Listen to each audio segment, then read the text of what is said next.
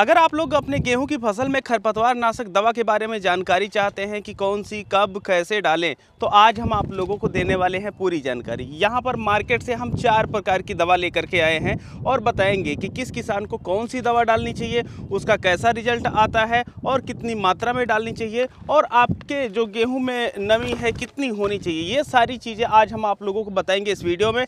नमस्कार, मैं हूँ देव मौर्य और आप लोग देख रहे हैं स्मार्ट किसान यूट्यूब चैनल।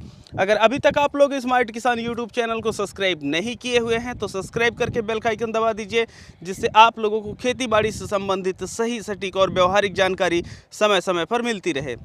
देखिए किसान भाइयों, हम यहाँ पर आप लोगों को बता देते हैं कि हमारे पास जो दवाएं हैं ये 2 फॉर्मेट में मौजूद हैं। पहली आप लोग यहाँ पर देख रहे हैं, ये है इफको की क्लेडिनोफोप प्रोपरजाइल 15% WP फार्म में है, और सेम दवा यही है, लेकिन ये है शक्तिमान की, ये वाली थी इफको की, और सेम दवा ये है टोपाज की, और सभी में यह जो क्लोडिनाफोप प्रोपरजाइल 15% फार्म में आप लोगों को मिल जाता है। इतनी सारी चीज़ें हम आप लोगों को इस वजह से दिखा रहे हैं कि जब आप लोग इस टाइप की दवा खरीदने जाते हैं तो मार्केट में इनका जो रेट होता है ये क्या मिलता है।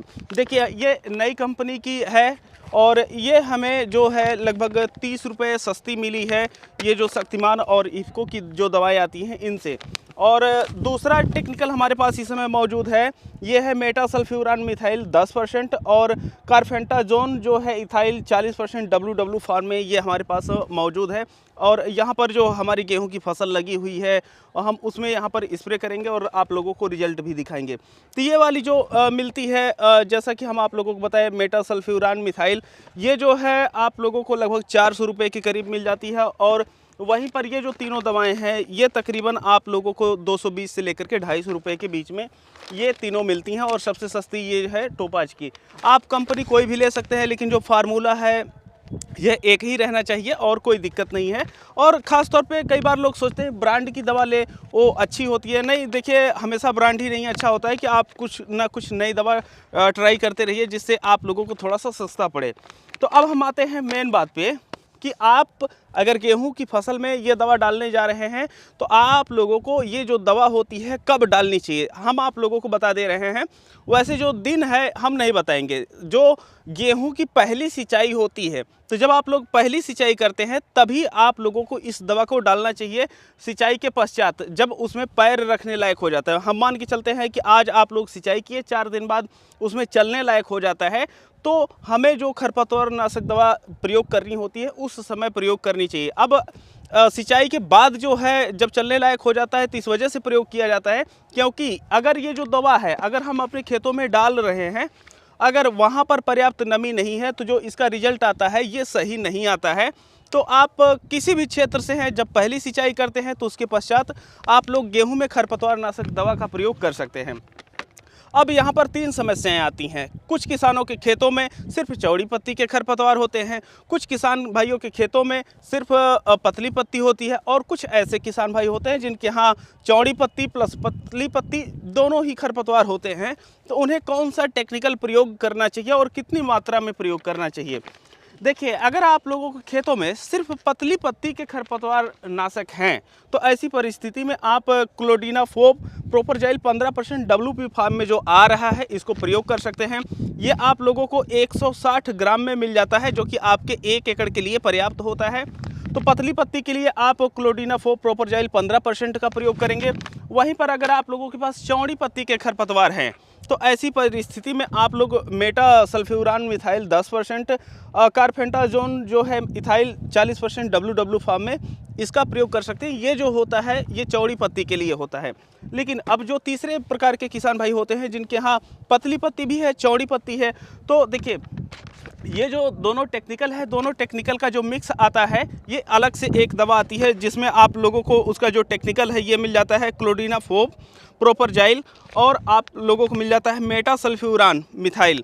तो ये दोनों टेक्निकल मिलके एक बनते हैं, और उसके बाद उन दवाओं को आप लोग अपने खेतों में प्रयोग कर सकते हैं।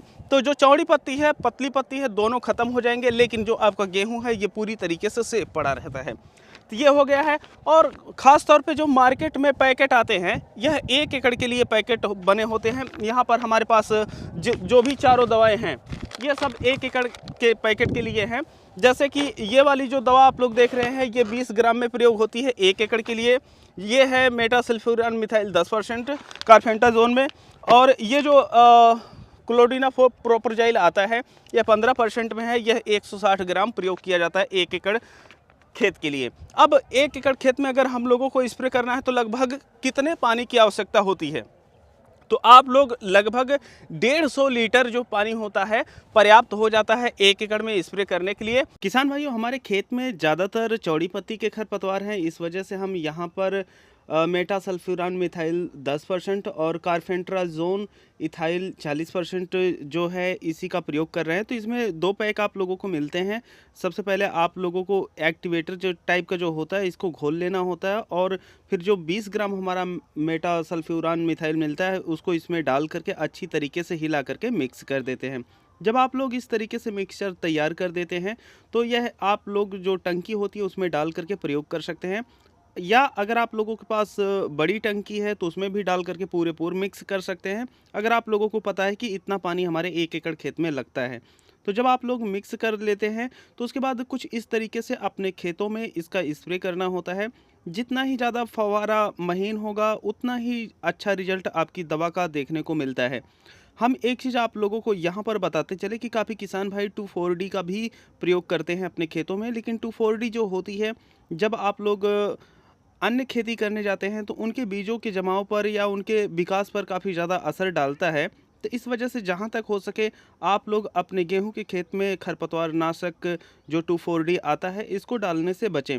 और यहाँ पर जो चीज़ें बताई गई हैं, आप लोग उनका उपयोग करके एक बेहतर रिजल्ट प्राप्त कर सकते हैं।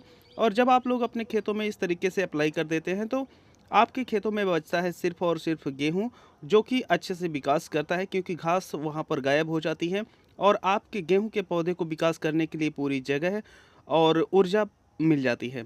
यहाँ पर जिस तरीके से आप लोग देखें हैं, इसी तरीके से आप लोगों को दवाओं का उपयोग करना है, या जो दवा आप लेकर के आ रहे हैं उसके बारे में दुकानदार से भी पूछ सकते हैं कि इसकी क्या मात्रा कैसे रहेगी। बाकी यहाँ पर सारी सावधानियाँ आप लोगों को बता दी गई हैं। इस वीडियो को हम सब यहीं पर समाप्त करते हैं। मिलते हैं आप लोगों से एक नई वीडियो में, तब तक के लिए चलते हैं। जय जवान, जय किसान, जय विज्ञान।